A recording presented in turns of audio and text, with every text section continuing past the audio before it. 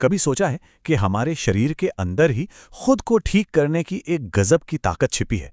एक ऐसी पावर जिसे अगर सही तरह से जगा दिया जाए ना, तो ये हमें कई बीमारियों से बचा सकती है।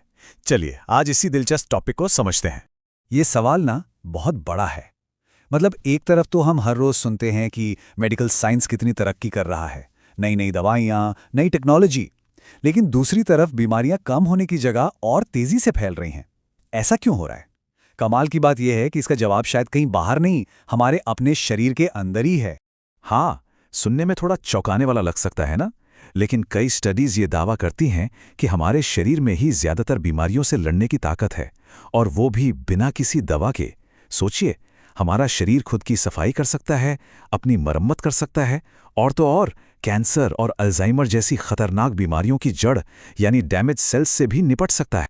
और देखिए, ये कोई हवाई बात नहीं है। कुछ स्टडीज तो यहाँ तक कहती हैं कि ये जो नेचुरल प्रोसेस है ना, ये करीब करीब 80% बीमारियों को रोक सकता है। 80%! जरा सोचिए कितना बड़ा नंबर है ये। तो इस कमाल की प्रक्रिया का एक साइंटिफिक नाम भी है। इसे कहते हैं ऑटोफेजी। हो सकता है ये शब्द नया लगे, पर यकीन मानिए यही वो चाबी है जो हमारे शरीर की इस छिपी हुई हीलिंग पावर का ताला खोल सकती है। तो सवाल ये है कि आखिर ये ऑटोफेजी है क्या भला, और ये काम कैसे करती है? हाँ, नाम सुनने में थोड़ा अजीब है, खुद को खाना। पर इसका मतलब वो नहीं है जो शायद कोई सोच रहा हो। असल में ये हमारे शरीर का अपना नेचुरल रिसाइकलिंग और क्लीनिंग सिस्टम है। समझिए, जैसे घर की सफाई होती है ना, वैसे ही ये शरीर की अंदरूनी सफाई है। एक तरह का वेस्ट मैनेजमेंट सिस्टम जो सब कुछ टिप टॉप रखता है। इसको ना अपने शरीर के एक स्मार्ट क्लीनिंग टीम की तरह समझिए। सबसे पहले होता है पहचान। ये टीम पूरे शरीर में गश्त लगाती है और जितने भी खराब, पुराने या बीमार सेल्स हैं उनको ढूंढ निकालती है। फिर आता है दूसरा स्टेप, घेरना। उन सारे बेकार हिस्सों के चारों तरफ एक थैली सी बन जाती है उन्हें कैद करने के लिए। तीसरा और सबसे जरूरी स्टेप है रीसाइकल। अब ये थैली जाती है सेल के रिसाइकलिंग प्लांट में, जिसे लाइसोसोम कहते हैं। वहां पावरफुल एंजाइम्स इस सारे कचरे को तोड़फोड़ कर उसके असली बिल्डिंग ब्लॉक्स में बदल देते हैं। और आखिर में चौथा स्टेप, नवीलीकरण। अब इन्हीं बिल्डिंग ब्लॉक्स को इस्तेमाल करके शरीर नई हेल्थी कोशिकाएं बनाता है और एनर्जी पैदा करता है। मतलब कुछ भी वेस्ट नहीं होता। कमाल है ना? अच्छा, अब मन में ये सवाल आ सकता है कि क्या ये सब सिर्फ किताबी बातें हैं, कोई थ्योरी है? तो जवाब है बिल्कुल नहीं। ऑटोफेजी को मॉडर्न साइंस का पूरा सपोर्ट है, और इससे भी ज्यादा मजेदार बात यह है कि इसका कनेक्शन हमारी हजारों साल पुरानी परंपराओं से भी जुड़ा है। आप इस प्रोसेस की अहमियत का अंदाजा बस इसी बात से लगा लीजिए कि इससे जुड़ी रिसर्च पर अब तक एक नहीं, दो नहीं, बल्कि तीन बार नोबेल प्राइज मिल चुका है। जी हाँ, 1974 में, फिर 2004 में, और हाल ही में 2016 में भी वैज्ञानिकों को इस कमाल की सेल्युलर प्रक्रिया को समझने के लिए सम्मानित किया गया। ये कोई छोटी बात नहीं। और देखिए, जो बात आज साइंस इतनी रिसर्च के बाद कह रहा है ना, वो ज्ञान तो हमारी सभ्यताओं में सदियों से मौजूद था। ये लाइन बिल्कुल फिट बैठती है कि आज का विज्ञान बस हमारे पूर्वजों के ज्ञान पर मुहर लगा रहा है, उसे दोबारा खोज रहा है।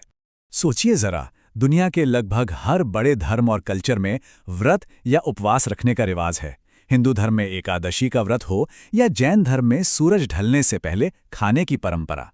इन सभी रिवाजों के पीछे शायद लोगों को ऑटोफेजी का साइंस नहीं पता था, लेकिन अनजाने में ही सही, वो अपने शरीर की अंदरूनी सफाई का सबसे नेचुरल तरीका अपना रहे थे। इसका एक साइंटिफिक सबूत भी है। 2012 में चूहों पर एक बड़ी दिलचस्प स्टडी हुई। जिन चूहों से फास्टिंग करवाई गई, पता है क्या हुआ? उनकी उम्र 14 से 45% तक बढ़ गई।